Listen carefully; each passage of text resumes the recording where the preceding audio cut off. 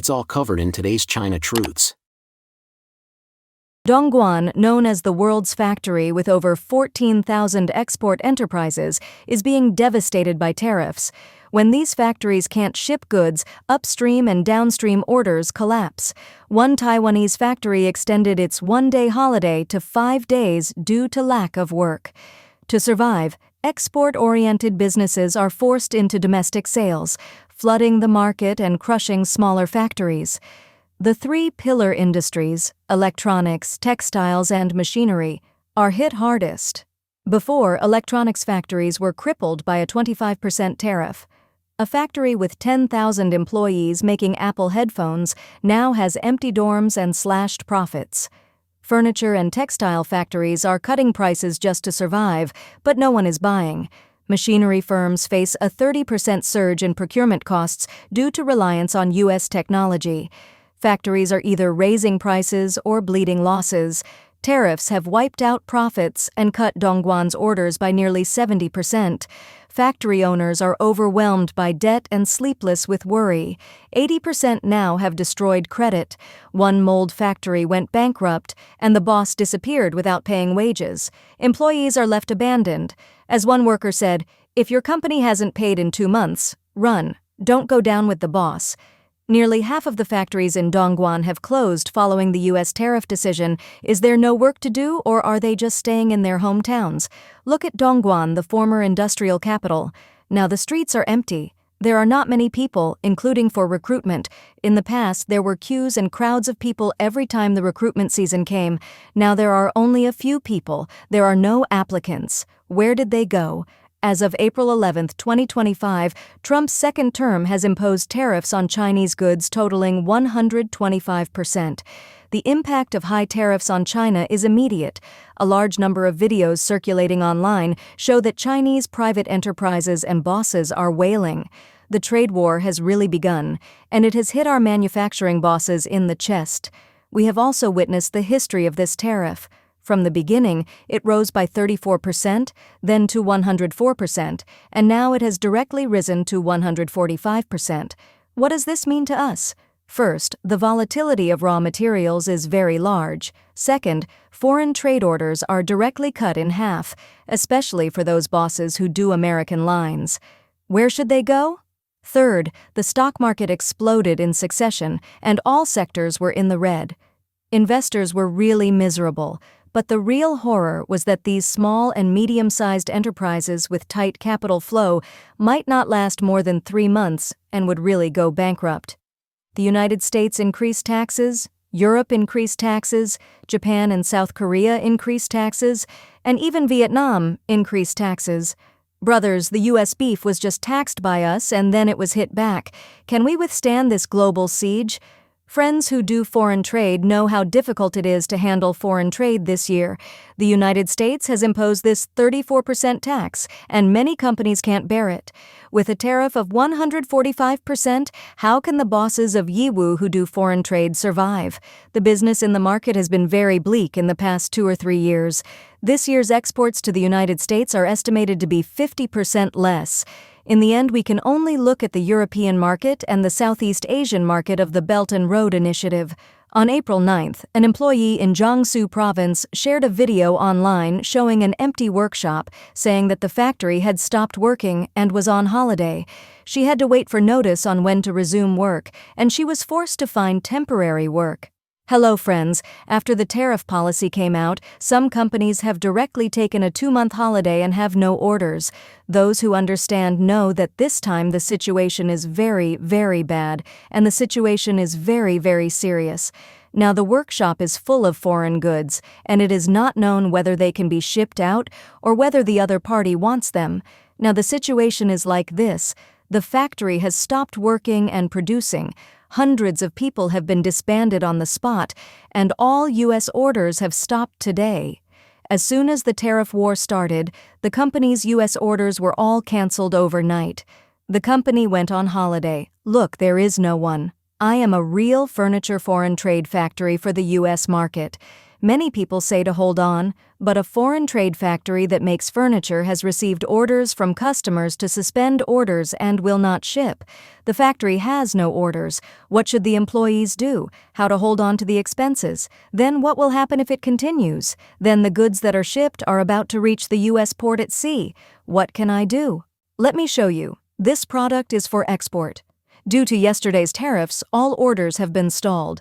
All shipments have been suspended. So many goods are stuck here. In this tariff trade war, small and medium-sized enterprises like us are the first to bear the brunt. The U.S. has increased its tariffs on China to 125%. My God, it seems that the wages of our factory workers have to be reduced again. The current economic environment is so bad. Many people say, will it affect my 3,000 CNY salary? It will definitely affect it. You know, because I can't get money, right? You must reduce wages. What should I do? I can't afford to lose money. You can continue to call me a black-hearted capitalist. 70% of bosses in Ningbo are operating in debt. I have been working in Ningbo for 11 years in corporate loan services. I have never seen a boss who is worse off than his employees. Orders have shrunk by half and there is no profit left. The triangular debts are getting bigger and bigger. The bank loans may not be repaid in this lifetime. Many bosses in Ningbo go to courts and banks the most. When they go to court, they are either defendants or plaintiffs. When they go to banks, they beg for loans in a humble manner. 70% of bosses have a thicker credit record than the Xinhua dictionary. Even if the gods come, they can't save them. Some bosses rely on mortgaging houses, cars, and factories to keep their factories alive. Some bosses rely on borrowing private funds to pay their employees, and more bosses can't borrow a dime. Some netizens said that the biggest victims of the U.S. tariff stick this time are actually the pockets of ordinary people. There is no winner in the tariff war, but ordinary people are the most hurt. The U.S. and China are now in a trade war. Gold and stocks have collapsed. Tesla and BYD factories have closed. Now companies that export electronics have begun to reduce their staff. That means that many people will have to find jobs again in the second half of the year. Those who are still waiting for a good job at home after the Chinese New Year should not come out. Plant some soybeans and raise a few cows at home in the second half of the year because China has stopped importing these. The U.S. tariff stick is back, but this time it hits our wallets harder than Huawei or BYD. Prices are rising. Electric cars up by 3,000 yuan, iPhones by 500 yuan, and Tesla has paused its expansion. According to the Ministry of Finance, tariffs will increase household spending by 1,800 yuan annually. 3 major ripple effects follow. Export companies lay off workers. Factories in the Yangtze Delta cut hours. Prices spiral upward, especially for EVs and solar products, and the job market shrinks, with foreign trade jobs dropping by 23%. A toy factory owner in Dongguan said U.S. orders halved, and his 200-person team now works only 3 days a week.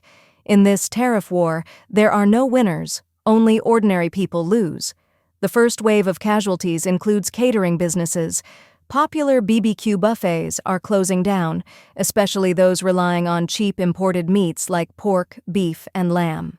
Rising ingredient costs have hurt performance. On the upside, chicken, duck, goose, and local aquatic food businesses are unaffected and may even benefit as consumers shift preferences. Now, enterprises in Jiangsu, Zhejiang, and Shanghai have begun to appear. Large areas of stranded people have already seen a tide of people returning home. There may be more people returning home than leaving.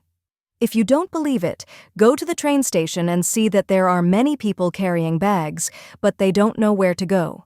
Those who work in labor know that at present, enterprises in Jiangsu, Zhejiang, and Shanghai are almost full and have no shortage of people, so they either go back to their hometowns, live in train stations, sleep in parks, or choose to lie flat. Now there are basically no enterprises to enter.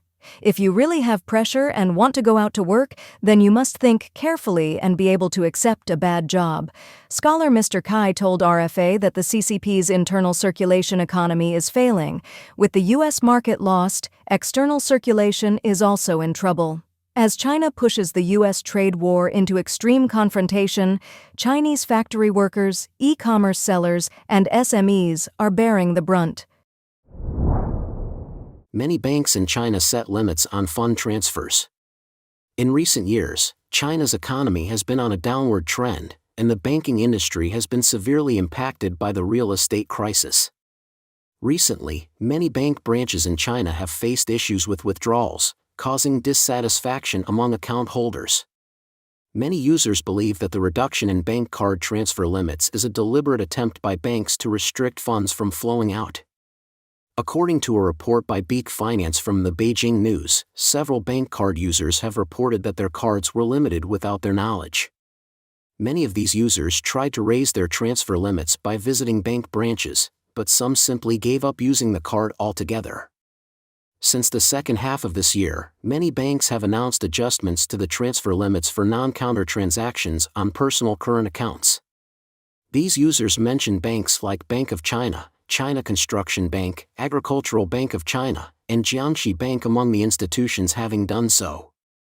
Regarding the reduction in bank card transfer limits, many users believe this is an intentional attempt by the banks to prevent funds from leaving their system. However, bank personnel have explained that this measure is mainly aimed at preventing telegraphic transfer fraud. Nevertheless, bank card users have expressed frustration, saying they were unaware of the limit changes. The bank did not send an SMS notification, has been a common complaint. One user, Liyun, a pseudonym used for her security and safety, said she was shocked when her bank account for receiving salaries suddenly had a transfer limit imposed. In July of this year, she planned to withdraw a reimbursement amount of about several thousand yuan from Bank of China, but she was unable to either transfer the money or withdraw it from an ATM, as it exceeded the daily transfer limit. What surprised Liyun even more was that another account she used to pay her mortgage, a Jiangxi Bank Class 1 card, was also limited in July and August. She had used both cards for many years for small purchases, and neither card had ever had withdrawal or transfer limits set. Both banks unilaterally adjusted the mobile transfer limits on her cards to a daily cap of 2,000 yuan or $276, without notifying her. Liyun explained, Bank of China staff originally told me I could go to any branch with my ID card to adjust the limit, but when I arrived at a nearby branch, I was told I needed to go to the branch where the account was opened. She faced further complications as the account opening branch was closed that day, and it took a month for her to successfully raise the limit. According to a report by Shanghai Broadcasting Television Station on November 14, some bank card users have said their transfer limits were reduced without their knowledge, with some even unable to transfer as little as 1,000 yuan or about $138. These customers believe that the banks are limiting non-counter transactions to prevent money from flowing out. In January of this year, Jiupai News reported that a woman in Pingdingshan, Hunan Province, had difficulty withdrawing money from a bank when her sister tried to transfer 5,000 yuan to her as a New Year gift. The staff initially suggested downloading an anti-fraud app, which seemed responsible, but later began asking inappropriate questions about her sister's workplace, previous jobs, and even demanded proof that they were sisters. Eventually, only after about 2 hours and police intervention, she was able to withdraw the money.